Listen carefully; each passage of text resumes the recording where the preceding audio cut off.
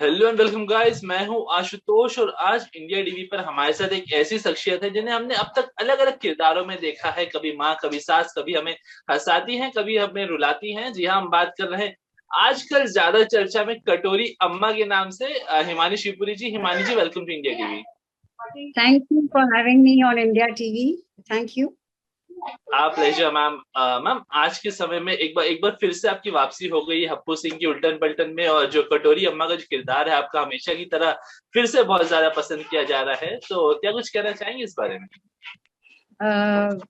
बहुत खुशी मिलती है कलाकार को जब उसके कोई भी किरदार को पसंद किया जाता है। और मैं अपने आप को बड़ी खुशकिस्मत मानती हूँ अपने आप में कि मैंने अपनी करियर के दौरान कई किरदार किए हैं जिनको जी। लोगों ने सराहा है। इट स्टार्टेड विद दूरदर्शन में देवकी भौजाई का कैरेक्टर। उसके बाद जो मेरी फिल्में थी हम आपके कौन और डीडीएलजे की शन्नो बुआ और हीरो नंबर वन की भी बुआ और मैं प्रेम की दीवानी हूँ की माँ, बंधन की माँ, और अब आजकल मैं कटोरी अम्मा का कैरेक्टर कर रही हूँ एन टीवी पर हप्पू की उल्टन पलटन में। और मुझे बहुत ही सेटिस्फैक्शन और खुशी मिलती है कि जब लोग इतना प्यार उड़ेलते हैं, इतने कमेंट्स देते हैं। और जब भी मैं बाहर जाती हूँ, आजकल तो कोरोना की वजह से बाहर जाना बहुत कम था, लेकिन जो पहला साल था जब हम लोग ट्रैवल करते थे तो इतने लोग एयरपोर्ट पे मिलते थे और जहां कहीं भी जाते थे। और खासकर मैं देहरादून की हूँ, हालांकि इसमें बुंदेली भाषा बोली जाती है, लेकिन उत्तराखंड जो मेरा स्टेट है उसमें भी ये शो इतना पॉपुलर है, लोग बहुत देखते हैं। तो बहुत अच्छा लगता है। और अभी जैसे कि आपने जिक्र किया कि हम लोगों ने इसकी दोबारा शूटिंग शुरू की है। पिछले साल तो एक लंबा अंतराल के बाद हमने सितंबर में रिज्यूम किया था, लेकिन अब सेकेंड वेव के दौरान हमको 1 डेढ़ महीने के बाद हमने सूरत में ले जाकर हमारे प्रोड्यूसर ले गए सूरत, क्योंकि मुंबई में परमिशन नहीं थी। और चूंकि टेलीकास्ट सर पे था तो हमारे प्रोड्यूसर हमको सूरत में हम लोग गए शूटिंग करने के लिए। और बहुत ही अच्छा, बहुत मजा आया, क्योंकि सूरत में मैरियट होटल में रखा इंटायर स्टाफ को। तो मैं उसका क्रेडिट हमारे प्रोड्यूसर को देना चाहूंगी। कोविड के नॉर्म्स देखते हुए, मतलब हम सबका टेस्ट कराकर हमको ले गए थे, और जितने भी थे एक्टर्स से लेके टेक्नीशियंस और कैमरामैन, जितने भी लोग थे। और होटल में भी हमको एक फ्लोर पे रखा गया, टेक्नीशियंस हो एक्टर्स हो। नहीं तो पहले I have done many outdoor फिल्मों वगैरह में तो क्या होता था कि एक्टर्स के लिए 5 स्टार्स होते थे और बाकियों के लिए जैसा उनका दिखता होता था, लेकिन इस आउटडोर में सेफ्टी नॉर्म्स को देखते वक्त, और मैं हमारे प्रोड्यूसर की दरिया कहूंगी कि सबको 5 स्टार में रखा गया, right from spot boy to the top actor. और सबको वही का अ, खाना दिया गया। इवन होटल में भी आजकल तो सब लोग कोविड नॉर्म से वाकिफ है, तो होटल में भी ये लोग सब कुछ सैनिटाइज होता था, हमारे कटलरी से लेकर, और डिस्टेंस का ध्यान रखा जाता था। तो बड़ा मजा आया दोबारा से अपनी फैमिली से मुलाकात करने में, हप्पू की उल्टन पुल्टन फैमिली से। और एक नए वातावरण में शूट करने का अपना मजा है, क्योंकि पहले हम सेट पे करते थे। तो ये पहली बार हप्पू की उल्टन की हप्पू की उल्टन, ऐसे पहले भी चांसेस मिले थे पर हो नहीं पाया था, हाँ शूट नहीं हो पाया था। तो हम लोग सूरत में गए, बड़ा मजा आया, होटल में ही शूटिंग थी।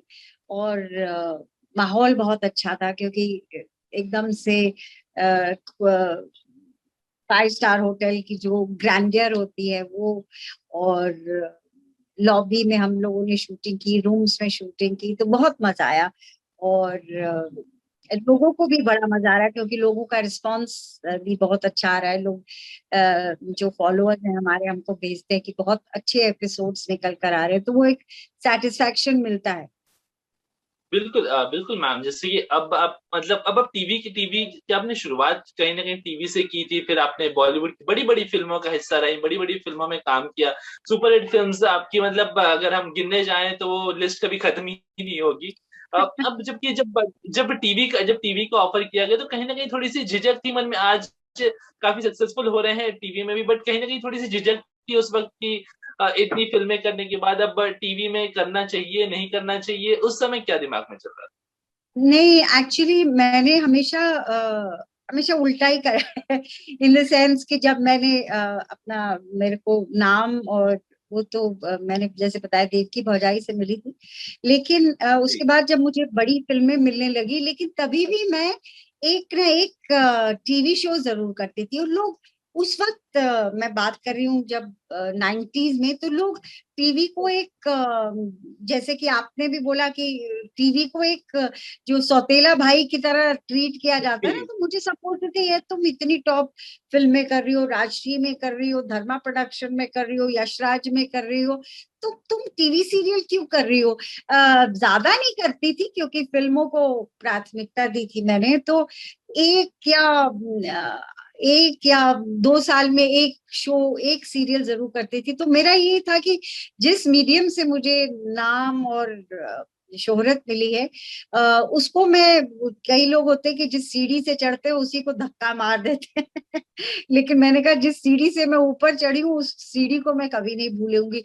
तो ये भी जब ये कटोरी अम्मा का किरदार मेरे को ऑफर हुआ, तब डेली सोप्स आ चुके थे, तो डेली सोप से मैं कतराती थी। लेकिन ये जो इनका जो भाभी जी, इन्होंने, इनका इस प्रोडक्शन का एक और प्रोग्राम है एंड टीवी जी। पर, भाभी जी घर पे है, क्योंकि मुझे बहुत पसंद था उनकी जो केमिस्ट, ये जो क्रिएटिव टीम है इनकी, डायरेक्टर और राइटर्स की, वो बहुत अमेजिंग है वो अपने आप को। तो मुझे, मैं क्या कहूँ, वो तो ऑडियंस को ही समझ में आ गई होगी कि मतलब इतने ब्यूटीफुल कैरेक्टर्स ये लोग क्रिएट करते हैं, और ईच एंड एवरी एपिसोड्स, कहानियां इतनी इंटरेस्टिंग होती है और ऐसी होती हैं कि मतलब रियल लाइफ से जुड़ी हुई और एकदम रिलेटेबल।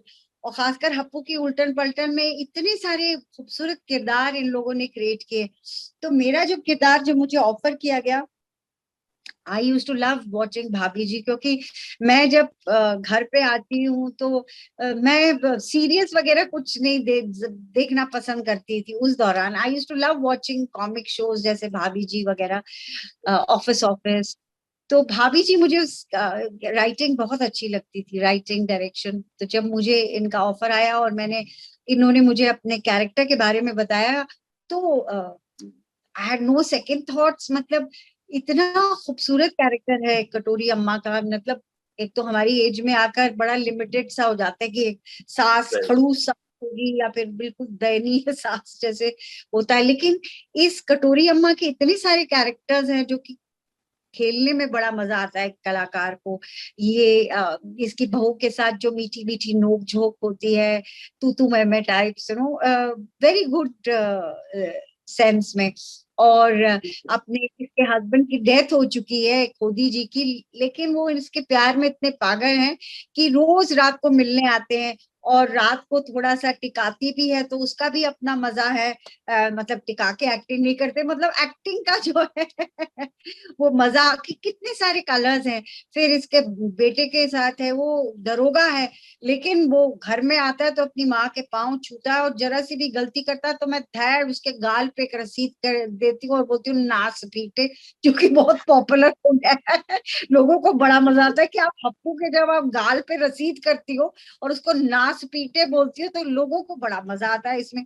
बिल्कुल बिल्कुल। और मेरा एक तकिया कलाम जो मैंने मनोज जी राइटर के साथ इवॉल्व किया था, उनके पीछे पड़ के कि I want something, I want something, तो उन्होंने बोला था नींबू निचोड़ दिए, तो वो नींबू निचोड़ दिए बहुत ही पॉपुलर हो गया है। कि मैं, जैसे कि होता है कि क्यों निचड़े, हप्पू जैसे कभी आता था तो ये मुंह क्यों निचड़ो, निचड़ो नींबू सा लटका भाव है, या क्यों मैं, अगर तूने ऐसा गड़बड़ किया ना तो मैं तेरे नींबू निचोड़ दूंगी। तो ये बहुत पॉपुलर हो गया है।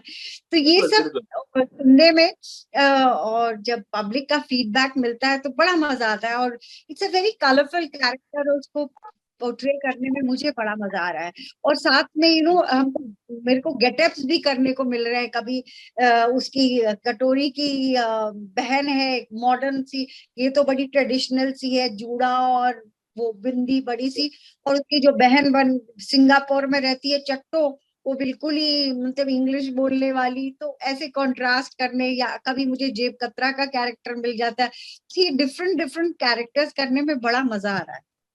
बिल्कुल मैम, जब भी हम आपको देखते हैं मतलब ऑन स्क्रीन में, हमें भी बड़ा मजा आता है। और जितने जो आपने जो इंसिडेंट्स बताए, वाकई में मैं कनेक्ट कर पा रहा था उन सारे इंसिडेंट्स, क्योंकि हमने भी इसे कई बार स्क्रीन पे देखा और बड़ा मजा आता है जब भी देखते हैं। मैम, हाल ही के समय की अगर बात करें, we all are going through a pandemic, मतलब हालात इतने अच्छे नहीं है, जो कि अब काफी बेहतर हो रहे हैं, कहीं ना कहीं भी अनलॉक हो रहा है, हम नॉर्मल की ओर बढ़ रहे हैं।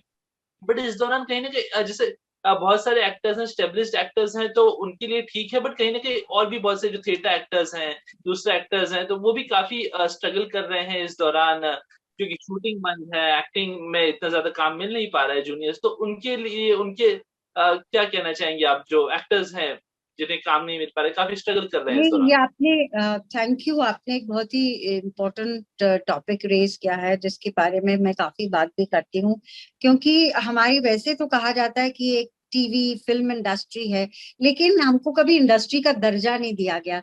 और स्पेशली जो कलाकार है, या तो फोक आर्टिस्ट भी है या थिएटर एक्टर्स हैं, कि इस वक्त थिएटर तो एकदम बंद है, और फोक आर्टिस्ट भी। सो फोक आर्टिस्ट तो बेचारे, they are on the verge of starving. और क्योंकि कला को सबसे आखिरी वो दी जाती है, और टीवी तो चलो आपके घर में पहुंच जाता है। वी आर वेरी फॉर्चुनेट कि हमारा टीवी सीरियल इस वक्त ऑन एयर पर है, पर कितने सारे कलाकार हैं जो कि घर पे बैठे हुए हैं। और हमारे पास ऐसा भी नहीं होता कि जैसे कि और कंपनीज ने एक वो दिया है कि आप घर पे बैठ के, घर से बैठ के कंप्यूटर पे काम कर सकते हैं, आप घर पे बैठ के अपना सीन शूट करके भेज सकते हैं। हमको तो बाकायदा सेट पे जाके शूट करना पड़ता है। ये हमारी, क्योंकि ये हमारी लाइन ही ऐसी है। तो ये जितने सारे भी बेकार लोग बैठे हैं, और हमारे पास ऐसा कोई सिक्योरिटी भी नहीं है कि इस वक्त हम लोग भी इन अ वे थोड़ी से ग्लोरिफाइड, जो वो होते हैं ना डेली वेजेस वाले, वही है हम लोग, कि हम काम करने जाते हैं तभी हमको पैसा मिलता है। तो जिन जो लोग काम कर रहे थे, हम लोगों के पास भी पिछले साल हम 6-7 महीने घर पे बैठे रहे। ये सेकेंड वेव में भी हम लोग 1.5-2 महीने घर में बैठे रहे। ऑफ कोर्स घर में बैठना एक जरूरत थी, क्योंकि सेफ नहीं था बाहर निकलना, क्योंकि इसका वायरस का जोर इतना था, ऐसी स्ट्रांग था वेव, कि बाहर निकलना माने कि खतरा मोल लेना था। बल्कि मैं तो फर्स्ट, जब थोड़ी सी इन्होंने केसेस सबसाइड होने शुरू हुए, मार्च में लॉकडाउन हुआ था, सितंबर में जब शूटिंग जाना शुरू हुआ, तो मेरे को भी कोविड हो गया था। तो I went through that experience, जो कि कोविड इज लिटरली लाइक, मतलब एक नया जीवन होता है। और मैं जब जा रही थी हॉस्पिटल, तो मैं अपनी सब अंगूठी अंगूठी सब उतार के, मतलब लिटरली मुझे ये ये भी नहीं पक्का था कि वापस आऊंगी कि नहीं, क्योंकि उस वक्त फर्स्ट वेव में ज्यादा कोविड के बारे में लोग जानते भी नहीं थे। अब तो काफी कुछ जानने लगे, अब ये पता भी चल गया है कि ये क्योरेबल है अगर आप ध्यान से रहें, और मेडिसिन आपको प्रॉपर टाइम पे मिले, और जरूरत पड़ी तो हॉस्पिटलाइज भी हो जाए तो क्योर हो सकता है, और लोग रिकवर भी कर रहे हैं। लेकिन उस वक्त एक बड़ा ही भयानक एटमोस्फेयर था। और सच कहूं तो अभी भी जो कोविड का भय है, वो लोगों में है, और मतलब मुझ में भी है। कभी मेरे को छींक भी आती है, खांसी, गले में दर्द होने लगता है, तो डर सा लगता है, क्योंकि इसके बारे में आप जानते नहीं है ज्यादा कुछ। है। तो इसमें जितना एहतियात बरता जाए उतना ही अच्छा है। और जितना आप जरूरी है तभी आप बाहर जाएं, और मास्क का प्रयोग करें। ये सब आपको प्रिकॉशंस लेने ही पड़ेंगे जब तक ये पैंडेमिक है हमारे चारों तरफ। बिल्कुल मैम, आपने बहुत अच्छी बात कही। अब जबकि कहीं ना कहीं चीजें थोड़ी सी बेहतर हो रही हैं, हम प्रिकॉशंस ले रहे हैं, बट कहीं ना कहीं थोड़ी सी एक ह्यूमन टेंडेंसी है, हम जैसी चीजें बेहतर होती है थोड़ी सी ढील कर देते हैं, और फिर यस, से दूसरी बार यस, फर्स्ट वेव वो के बाद सेकंड उस वेव बात आई। से, यस, ये तुमने बहुत अच्छा पॉइंट उठाया, उस बात से हमें बचना है। क्योंकि जब फर्स्ट वेव भी एब हो रही थी, तो सब लोग बड़े कंप्लेसेंट हो गए, और लोगों ने मास्क लगाने छोड़ दिए। बल्कि मेरी तो बहुत लोगों से लड़ाई भी होती थी कि मास्क मास्क क्यों नहीं लगा रखा है आपने। और मास्क लगाते तो ऐसा लगा देते कि चिन से नीचे की दाढ़ी की तरह मैंने कहा ये क्या मतलब है? मतलब mask is the only way, only protection that we have. और वैक्सीनेशन, मैंने तो वैक्सीनेशन भी कराया है। आप वैक्सीनेशन जरूर कराएं, और वैक्सीनेशन के बाद भी आपको मास्क, मतलब सारे एहतियात बरतने पड़ेंगे। आपने जैसे कहा स्थिति बेहतर होती जा रही, इन्फेक्शंस और हमारे जो इन्फेक्टेड लोग हैं उनका रेट्स गिरते जा रहे हैं, लाख से नीचे आ गए हैं, 60,000 था पिछले। But we can not afford to be complacent, क्योंकि जरा सी वो होती है ना कि जरा सी वो सड़कों पे लिखा जाता है ना, जरा सी लापरवाही और दुर्घटना घटी। तो जी जी। यही है कि हमको लापरवाही बिल्कुल नहीं बरतनी है, वही सब नॉर्म्स फॉलो करने हैं जितना हो सके। जब तक ये पैंडेमिक है, ये जब तक ये वायरस हमारे इर्द गिर्द है, हमको मास्क लगाना ही होगा और अपने हाथ धोने ही पड़ेंगे, सैनिटाइजेशन का ख्याल रखना पड़ेगा, और जितना हो सके लोगों से एक सेफ डिस्टेंस रखना पड़ेगा। बिल्कुल मैम, जैसे आपने शुरुआत में बताया, पहले जब मुंबई में लॉकडाउन था, महाराष्ट्र में लॉकडाउन था, महाराष्ट्र के बाहर शूट्स कर रहे थे। अब एक बार फिर से मुंबई में शूट शुरू हो गए हैं, नायगांव में ओरिजिनल सेट पे वापस आ चुके हैं। तो कहीं ना कहीं वो एक ऐसा लगता है कि जैसे घर फिर से आ जाने वाली फीलिंग, अब जब फिर से मुंबई में नायगांव में जो ओरिजिनल सेट है वहां पे शूटिंग शुरू हो गई है। तो उसके बारे में बिल्कुल थोड़ा बता दीजिए जी। बिल्कुल बिल्कुल, क्योंकि मुंबई एक ऐसी नगरी है, मैं तो उसको ग्रेट मानती हूँ। मतलब यहाँ पे महालक्ष्मी का वास है, और कितने लोग बाहर से आते हैं, मतलब मैं भी उनमें से हूँ जो बाहर से आए हैं, हम लोग प्रवासी हैं। लेकिन मुंबई हमारा घर है, मुंबई ने हमको इतना कुछ दिया है। मुंबई ने मुझे घर दिया है, एक स्टेबिलिटी दी है, इकोनॉमिक फ्रीडम दिया है, काम दिया है, सबसे बड़ी बात है काम दिया है। तो मुंबई में शूटिंग करना, भले ही हम सूरत में 5 स्टार में कर रहे थे, लेकिन मुंबई में शूटिंग करना इट्स लिटरली लाइक, जैसे आपने कहा कि घर आ गए, घर वापसी, और वही अपने सेट पे जो कि हमारे घर के जैसा हो गया है, और अपनी फैमिली के बीच में it's like a home away from home. तो बड़ा मजा आता है सेट से एक पहचान, क्योंकि हम तो 2 साल हो गए, लोगों का प्यार है कि हप्पू की उल्टन पलटन अभी तक चल रहा है। 2 साल, क्योंकि आजकल तो ऐसा है कि 3 महीने में, 6 महीने में बिल्कुल। उड़ जाते हैं टीवी शोज, लेकिन ये लोगों का प्यार है।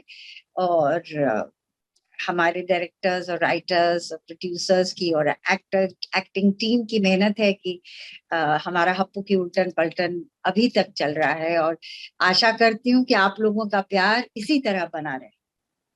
बिल्कुल मैम, हम भी उम्मीद करते हैं इस तरह से जो ये 2 साल की जर्नी है आगे आने वाले और कई सालों तक चलती रहेगी, और इसी तरह आप सभी हमें हंसाते रहेंगे। जाते जाते सभी दर्शकों, फैंस, व्यूअर्स, आपके फैंस, शो के फैंस, सभी से क्या कहना चाहेंगे? मैं उनसे यही कहना चाहूंगी कि थैंक यू, आप लोगों ने हमारी टीम को इतना प्यार दिया, हप्पू की उल्टन पलटन को। कटोरी अम्मा की तरफ से आपको बहुत बहुत धन्यवाद। और साथ में मैं आपको ये कहना चाहूंगी कि प्लीज केयरलेस मत होइए। जरा सी वो है कि सड़कों पे पहले हम ट्रैवल करते थे, बसों में तो लिखा जाता था कि जरा सी असावधानी करी और दुर्घटना घटी, क्योंकि ये ऐसा वायरस है कि ताक में बैठा हुआ है। तो आपको मास्क तो जरूर पहनना है, और मास्क भी या तो N95 या सर्जिकल मास्क के ऊपर क्लॉथ मास्क लगा के, और मास्क को मास्क की तरह पहनिए। ऐसा नहीं कि उसको यहाँ ठोड़ी में लगा दे या नेकलेस की तरह पहने, उसको मास्क की तरह पहनिए। और जितना हो सके अपने घर में रहें, क्योंकि वही एक सुरक्षा की आपका जो लक्ष्मण रेखा है, उसको जरूरी है, क्योंकि आजीविका के लिए बाहर निकलना पड़ता है। धीरे धीरे खुल रहा है, तो बाहर निकलिए, लेकिन सावधानी के साथ, मास्क के साथ, सैनिटाइजर के साथ, और बी हेल्दी, अपनी इम्यूनिटी बढ़ाइए, क्योंकि इसमें इम्यूनिटी आपकी बहुत स्ट्रांग होनी चाहिए। तो आप इम्यून रिच फूड खाइए, थोड़ी सी कसरत करिए, थोड़ा सा प्राणायाम करिए, और स्वस्थ रहिए। Be safe and healthy.